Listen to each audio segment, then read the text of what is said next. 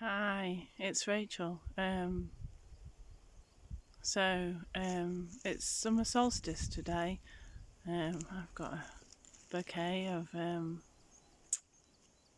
acorn leaves that have blown off the trees that I've collected on my way here. And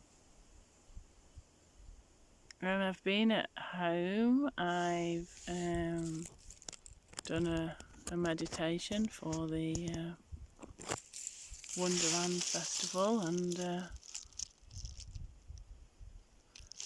did some breath work. I joined a session, and I've been dancing this afternoon, and it's getting to evening time, but I suddenly felt the pull of the king oak, to come and to be with him today. And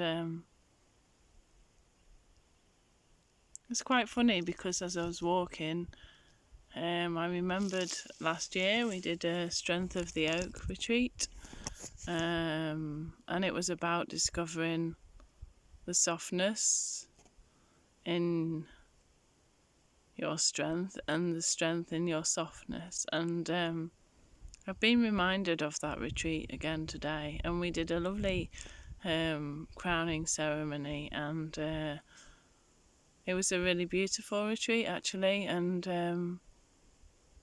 really amazing. And it was before actually that we discovered this king oak, and so we did make a quest, and we did go and spend time with some oaks, and we made a crown out of oak leaves, and we had a fire, and we had this lovely ceremony on the last day, and it was really, really special.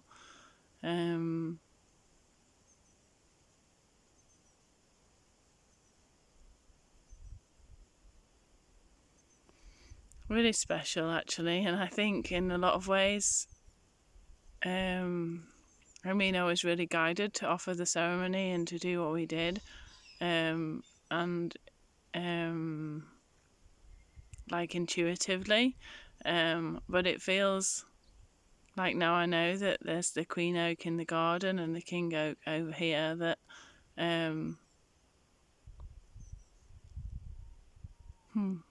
that touches me, like that maybe I was in front of myself and I had on some level some awareness of these trees and of this possibility, and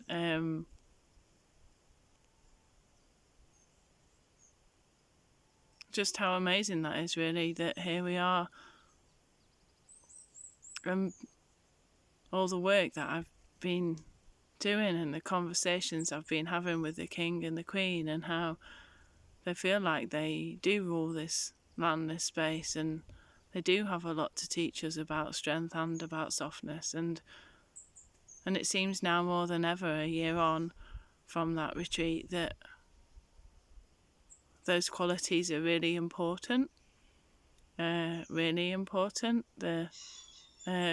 finding strength and finding softness in that strength, and finding softness and finding strength inside of the softness. And this sense of what I was aware of last year is this softening into the strength. It was just like yielding and yielding and yielding, and that's very much the energy I keep being shown at the moment. And I'm not sure if it's just the time of year, or if it's also to do with what's going on in the world. And so he's kind of asking me about a ceremony, and actually I feel really quite called to go and get out the ceremony that I wrote last year, and to enact that again, to carry that ceremony out again, and but this time with the awareness of the king here and the queen there in the garden, and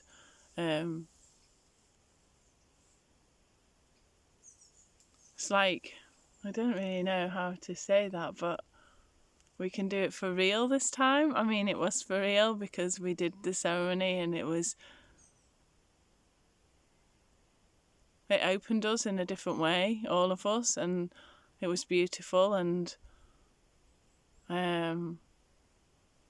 really was like an initiation into something new, into a new space. But I feel very much like there's something even more available, even newer available this year with the trees and with this space here and with Matt and I and with what's to come here in the future. Like, I feel like they're showing me about some of the things that they would like to offer to people that are coming in the future, and that's really beautiful. It's really beautiful to have that awareness and that they're offering that, and that we can do it in the physical way as well, like in the physical way as including these physical trees. And I wonder how this king oak would like to yield to the queen, and how she would like to hold him as he yields. And it feels like that's a really important thing that's going on at the moment, this sense of the masculine yielding.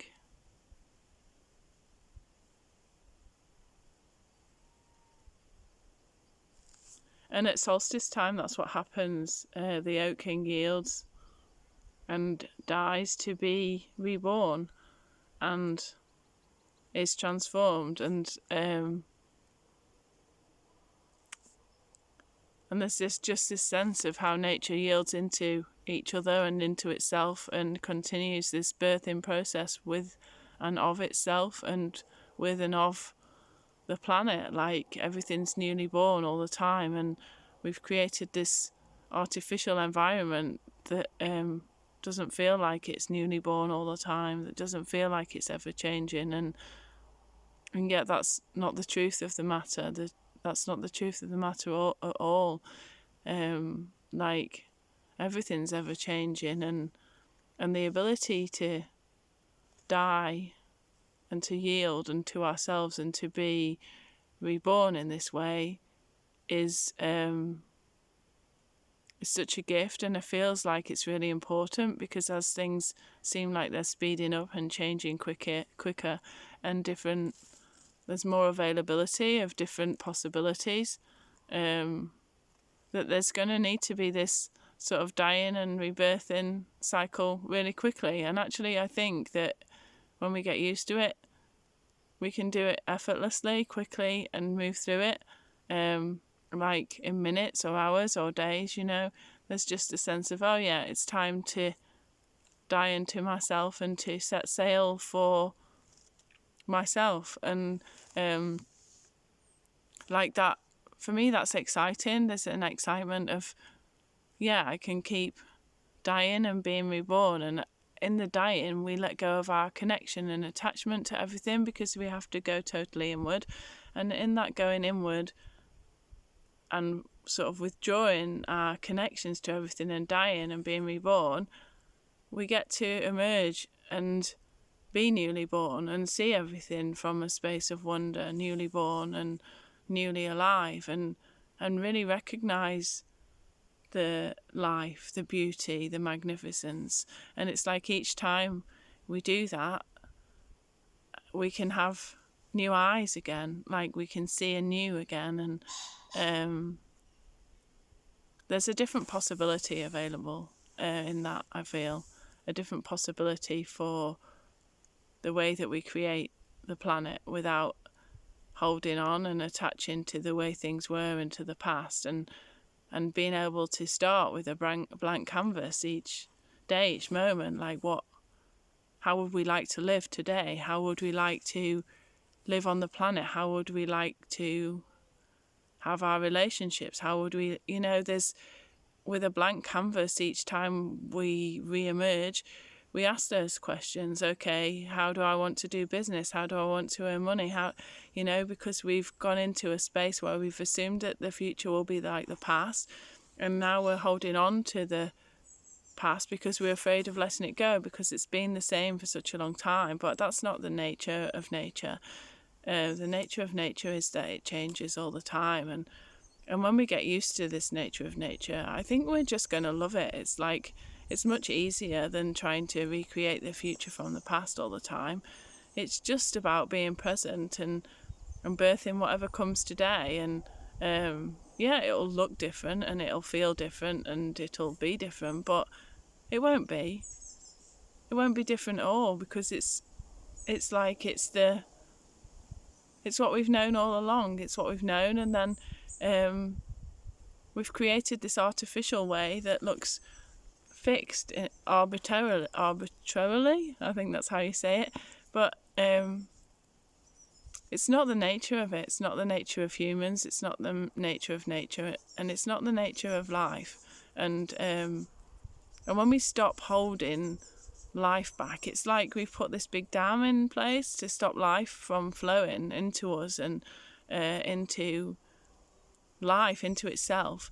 We put this big dam, and so many people are in pain and unhappy and depressed and have different challenges physically, mentally, emotionally, or in relationships, in holding down jobs in a way that still enables them to be fully alive. We've created all these things that we've sort of damned and stopped evolving, and it's creating such pain, such dis-ease, such inability to flow with the natural nature of ourselves and of life. And yeah, I'm really excited to find that I've even got the awareness of that now. I didn't used to have awareness of that at all, and I lived that way for many years, and now haven't really lived that way for many years. And it's really nice to even be able to put to words and to give voice to that, and to really acknowledge that that's the truth for me, and the truth of what nature shows me every day, and what I perceive, and of the future that I can perceive, and that actually it's a possibility of love, of delight, of growth, of organic change, of movement, of flow, of pleasure, of joy, of embodiment. Like, it's actually a beautiful, beautiful gift that we're being offered at the moment. And it fills me with hope and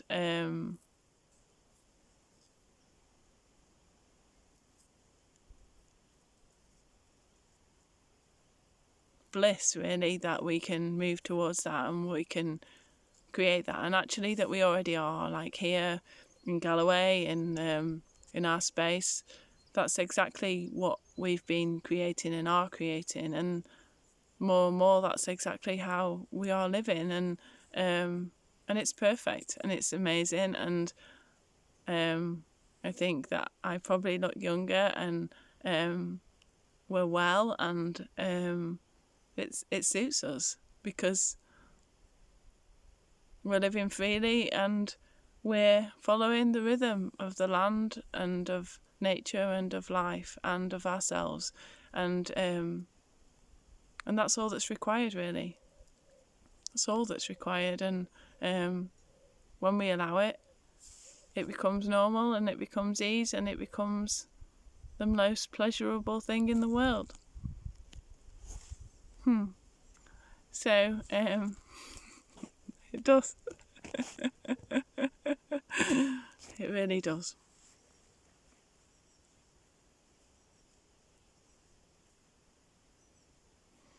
And he's really so grateful, actually,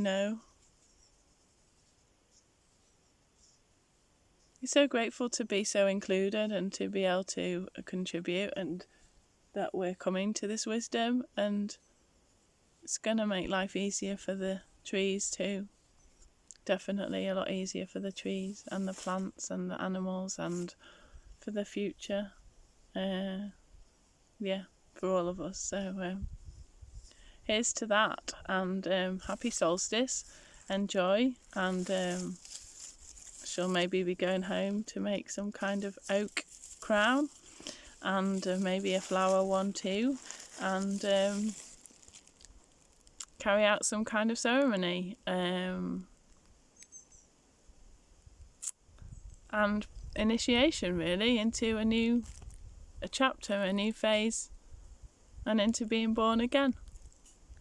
So it's lovely to be with you from these lands of Drumwhill here in Galloway, southwest Scotland, and I hope you enjoyed this, and that it's giving you something to explore, to play with, to think about, and I will see you soon.